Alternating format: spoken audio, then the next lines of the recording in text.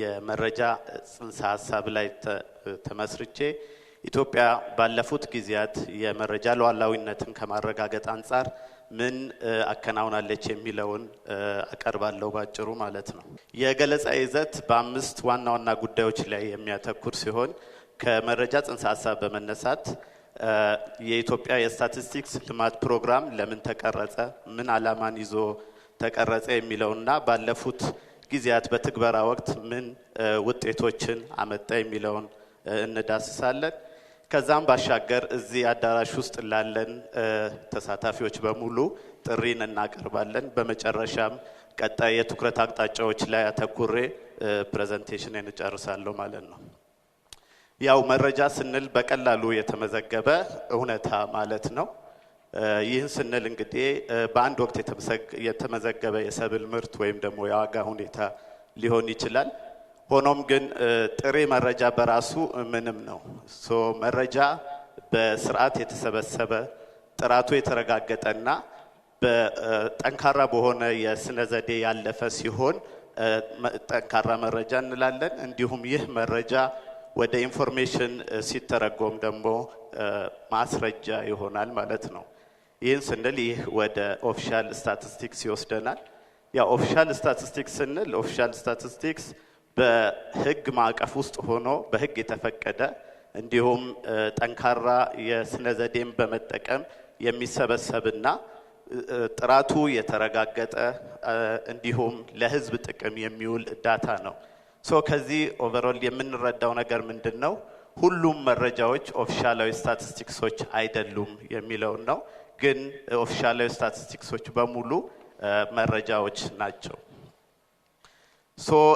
የኦፊሻል ስታቲስቲክሶችን በሰፊው ማመንጨት ሲቻልና በጠንካራ መሰረት ላይ መጣል ስንችል የመረጃ ሉዓላዊነትን የማረጋገጥ ሂደት ላይ የጎላ ሚና ይኖራል ማለት ነው።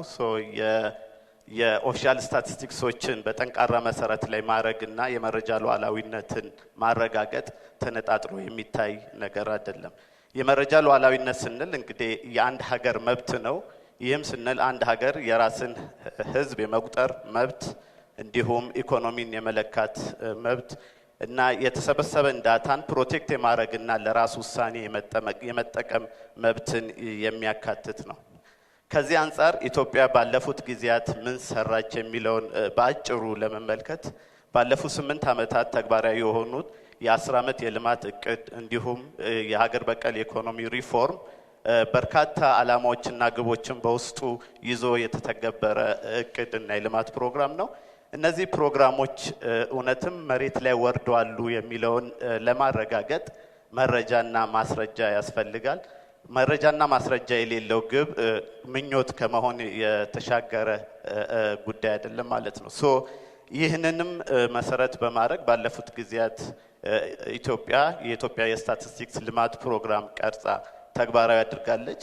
ይህ ፕሮግራም በዋናነት የዓለም አቀፍና የሀገር አቀፍ ስታንዳርዶችን መሰረት ያደረገ እንዲሁም ያሉብንን የመረጃ ክፍተቶች ለማሟላትና መረጃ የምናመነጭበትን መንገድ በቴክኖሎጂና በዲጂታል እንዲታገዝ የሚያደርግና የተበታተኑ የነበሩ መረጃዎችን የተቀናጀና ሴንትራላይዝድ የሆነ የመረጃ ማዕቀፍ እንዲኖረን የሚያደርግ ነው።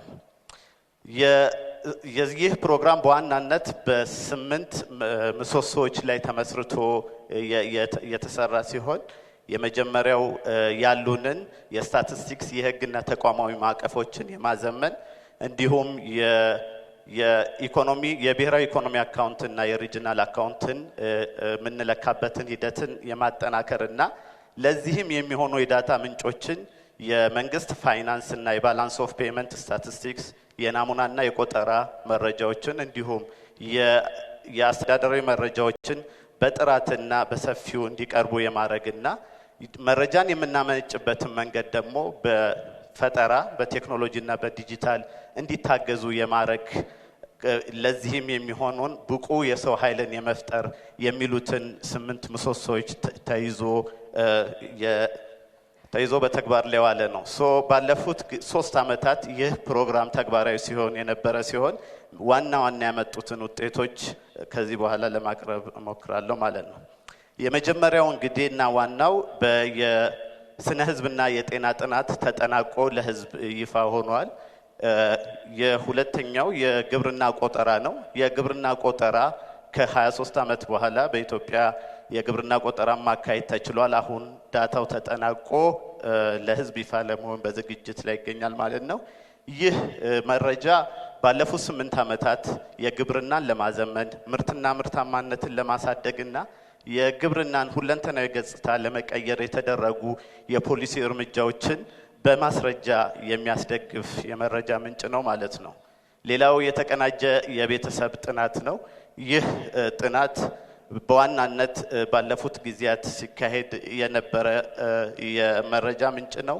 አሁን ባለው ድሮ ከሚካሄድበት የ21,000 የሃውስሆልድ ናሙና 30,000 የሃውስሆልዶችን በመጨመር ወደ 51,000 አሳድገን የወካይነቱንም ሰፊ እንዲሆን ተደርጓል። ከዚህም ባሻገር ይህ በራስ አቅም የተሰራና በሂደቱም ተቋማዊ አቅምን መፍጠር የተቻለበት ነው። ሌላው የኢኮኖሚ ተቋማት ቆጠራ ነው። ይህ ሲባል እንግዲህ በኢመደበኛና በመደበኛ ያሉ በማኑፋክቸሪንግ፣ በኮንስትራክሽን፣ በማዕድንና በሌሎችም ዘርፎች የተሰማሩ የኢኮኖሚ ተቋማትን መቁጠር ነው። ይህ በተለይ ባለፉት ጊዜያት ከጂዲፒን ከመስራት አኳያ ሰፊ የመረጃ ክፍተት የነበረብንና ያን ክፍተት የሚሞላልንና በቀጣይ የምንሰራውን ከጂዲፒ ጋር ተያይዞ የምንሰራውን ስራ በሰፊው የሚያስተካክልልን የዳታ ወይም የመረጃ ምንጭ ነው። ከአስተዳደራዊ መረጃ አንጻር ስናይ የአንድ እቅድና የአንድ ሪፖርት አሰራር ተግባራዊ ሆኗል። በዚህም ምክንያት ሀገራዊ ስታንዳርዱን የጠበቀ ሀገራዊ የሆነ የተጣጣመና የተቀናጀ መረጃ የስታንዳርዳይዝድ የሆነ መረጃ አለም ማለት ነው። የአስተዳደራዊ የሆነ መረጃ እነዚህ መረጃዎች በመጠቀም በቀጣይ ምን ስራዎችን እንሰራለን የሚለውን ደግሞ አቀርባለሁ ማለት ነው። የመጀመሪያው ቅድም ያቀረብኳቸውን መረጃ ምንጮች የናሙናና የቆጠራ ምንጮች በመጠቀም በቀጣይ ጠቅላላ ሀገራዊ ምርትን ወቅታዊ የማድረግ ስራዎችን እንሰራለን። ይህንም በይፋ መስራት ተጀምሯል። ይህ ሲባል እንግዲህ ባለፉት 8 ዓመታት ተግባራዊ የሆኑት የ10 ዓመት የልማት እቅድ እንዲሁም የሀገር በቀል ኢኮኖሚ ሪፎርም እንዲሁም ሌሎች በርካታ በዘርፍ ላይ የተተገበሩ ፖሊሲዎችን ተከትሎ የኢኮኖሚ መዋቅር እየተቀየረ መጥቷል። እንዲሁም በኢኮኖሚ ውስጥ የኢኮኖሚ እንቅስቃሴዎችም አዳዲስ እንቅስቃሴዎች ወደ ኢኮኖሚ መተዋወቅ ጀምሯል። ይህን ከግምት በማስገባት ሀገራዊ የጠቅላላ ምርት ግመታን ወቅታዊ ማድረግ የግድ ይላል ማለት ነው። ይህም ሲባል በቅርብ ጊዜ በብዛትና በስፋት እየታዩ ያሉ የኢኮኖሚ እንቅስቃሴዎች እንደ ዲጂታል ኢኮኖሚ፣ የአረንጓዴ ኢኮኖሚ እንዲሁም ሌሎች በኒው ኢንዱስትሪ በአዳዲስ ኢንዱስትሪዎችንም ኢንትሮዲዩስ ሆኗል። የጠቅላላ ሀገር ውስጥ ምርትን ግመታን ወቅታዊ ስናደርግ ወይም ደግሞ ጂዲፒያችንን ሪቤት ስናደርግ አሁናዊውን የኢትዮጵያን የኢኮኖሚ ሁኔታ የሚያሳየን ትክክለኛ ምስልን የሚያሳየን የኢኮኖሚ አለካክ ስርዓት ይኖረናል ማለት ነው። ሌላው እንግዲህ የኑሮ ደህናነት ምጣኔ ነው። ይህም እየተሰራ ያለ ስራ ነው።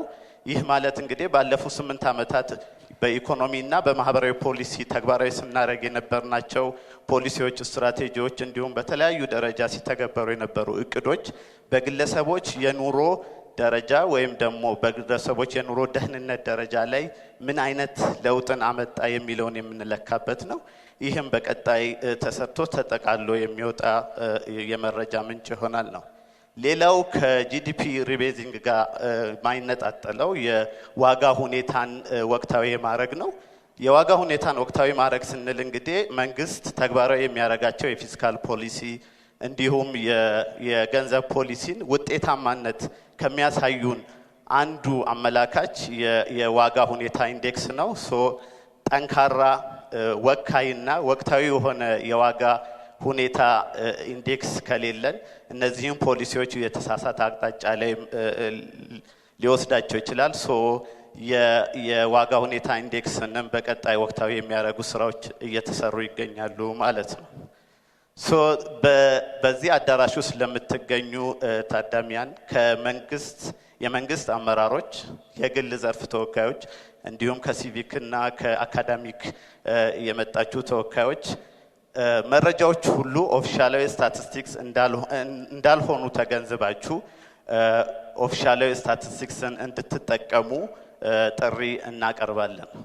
በመጨረሻም በቀጣይ ምን ላይ ትኩረት አድርገን እንሰራለን ለሚለው የመጀመሪያው እንግዲህ የተጀመሩ ስራዎችን ጠንካራ መሰረት ማስያዝና በጠንካራ መሰረት ላይ ሆነው ዘላቂ እንዲሆኑ ማድረግ ነው። ከዚህ አንፃር የመጀመሪያው የስታቲስቲክስን ህጋዊና ተቋማዊ ማዕቀፍን የበለጠ የማጠናከር ስራ ይሰራል።